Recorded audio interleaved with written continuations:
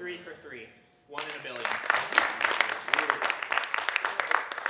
Now, I really hope that at this point you have no doubt in your mind that it is in fact true that you can have superpowers if you do weird stuff that happened in a dream. Well, except for a small, insignificant little fact that I don't have superpowers. But there's gotta be, like if there's any physics majors here, later ask them to like crunch the numbers. I'm just pretty sure that's not how it works out. But there's gotta be some reason that I can just know that this is a blue M&M, that this is a blue M&M, and this one, and all of these.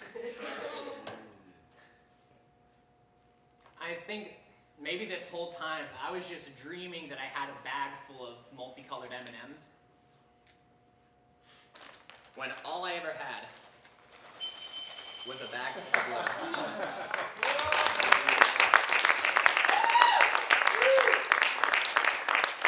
If anyone's feeling like they got a bit of an appetite, because I sure don't, you can have these after the show. Now for this next bit, I want to share with you guys something a little bit more personal. And that's what's in here. This is my dream box.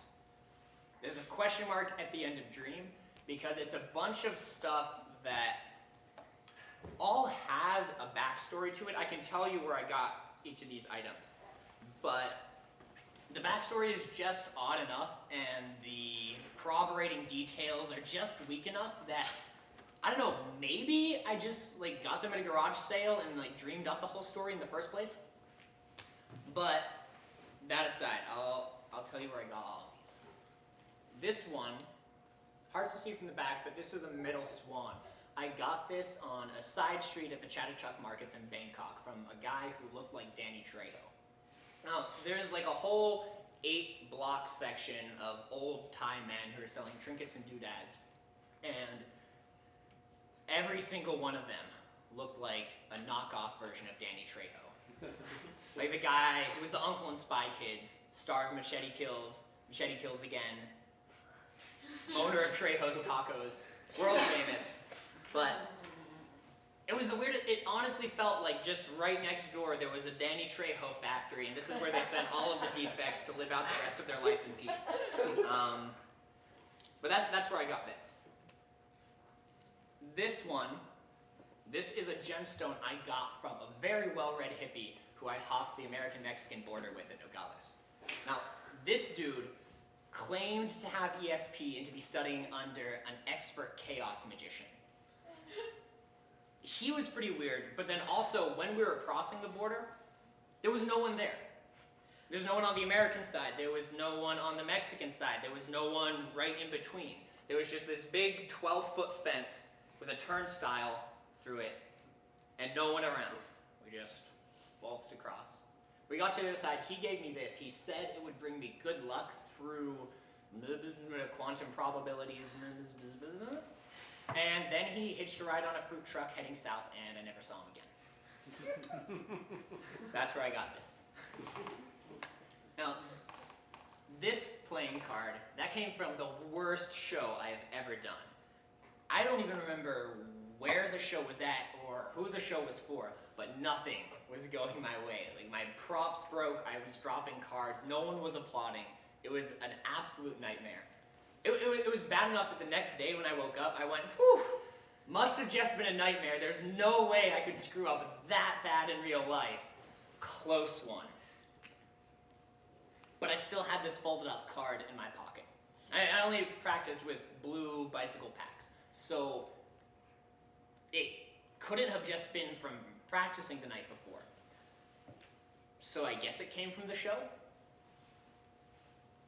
Anyways, these are my dream items, and they're sort of like Lucky Charms, except it's not that things go how I want, it's things mostly turn out right when they're around, just very different from how I was expecting.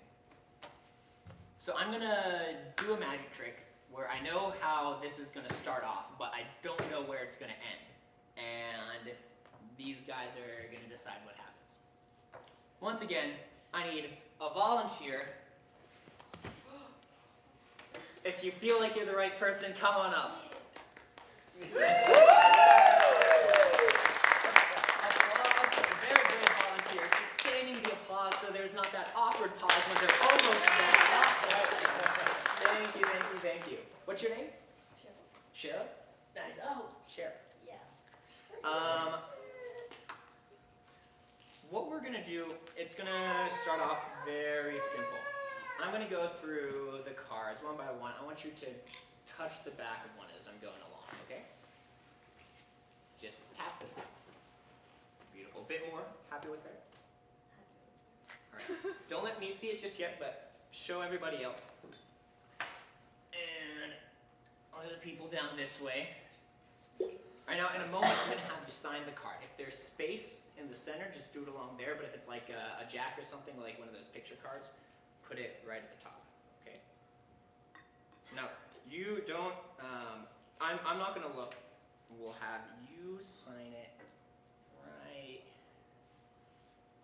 across the back. Make sure I don't look. But yeah, if there's space in the, all right, draw a little picture or something. If you, a short novel, or like a charcoal etching of the Eiffel Tower or something. Okay, cool. I'm gonna try to blow on it and not peek, but it might be peeking. So you're gonna have to try to tell if I'm not. You can keep me honest. Did I peek? Don't worry.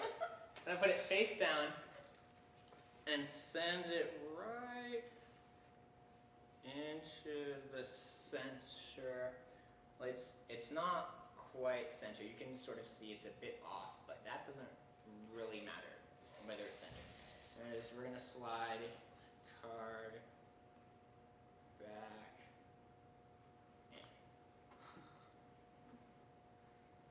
You've got a face. Yeah, was that my card? Was it? What was your card?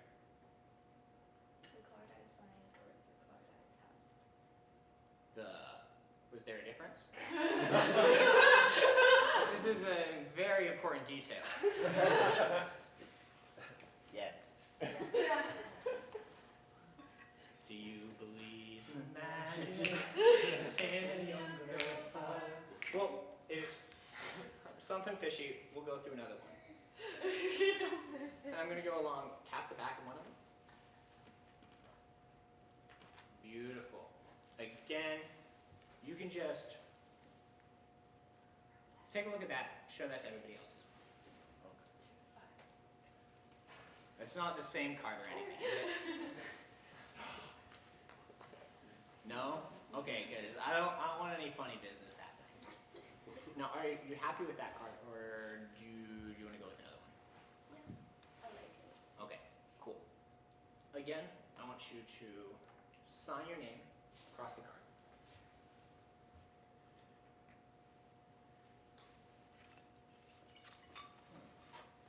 Excellent. Oh yeah, you can put like a little squiggle or something on it. I'm not trying to psych you out, I swear. Alright, now I am going to peek at this one on purpose. We've got 2 of clubs. We'll start like that. And we're going to pop it about somewhere in there. And this is where the trinkets come in. Alright? I'm going to have the trade host Swan help me out with this first one. Okay. I'm going to snap, peck, and just like that. It's going to jump back to the top. We weren't watching, now we are. Now we're, thank you. You read the script, that was the applause cue. Alright, again, this one, we're going to pop right into the center. Swan, peck, pop. Wow. Jump back up. people read the script. Like that. This time, you're going to help me out with this. I want you to pick up half the deck. Boom. Down. Peck. Check.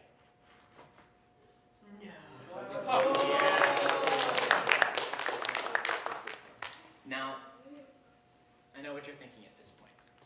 I'm cheating. Were you thinking that? No. But I am cheating, because see what happens. We pop it in again, and you know what happens at the top? What happens? We snap. Oh. And it's gone. So we've got doubles in the deck, or maybe we can just put that back on whenever we feel like it.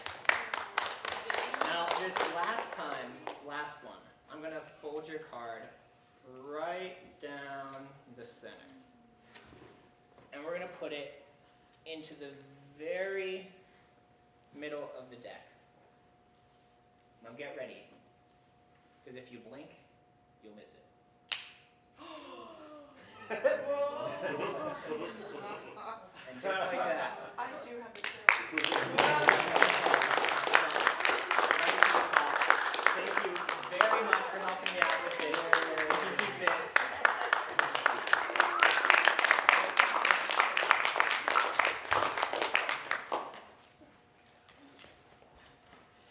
So that's a bit from me. That's a bit of